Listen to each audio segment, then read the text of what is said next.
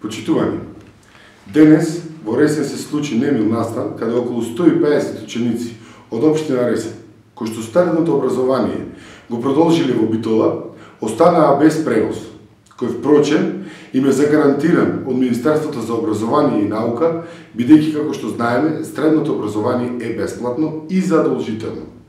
Околу 150 ученици и нивните родители останаа на милоста на градоначалничката на општина Битола Наташа Петровска, која не сака да подпише овие деца да го добијат она што им следува. Иако паричните средства се добиваат преку блок дотациите од надлежното министерство. Учениците не ги интересира дали превозот чинел 400 или 400 денари, како што милува да каже градоначалничката. Локалната самоуправа пак на Ресен, иако не е надлежна за овој проблем, сепак можеше да биде солидарна со овие деца и да апелира до градоначалничката на општина Битола за да биде надминат овој проблем, а не брутално да ги набарка родителите како овие деца да не се дел од нашата општина.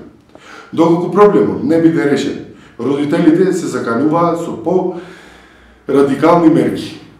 Ја повикуваме градоначалничката, која воедно доаѓа од секторот средно образование, дали овие деца треба да се школуваат или пак треба да седат дома за да задоволување некои своји лични страсти.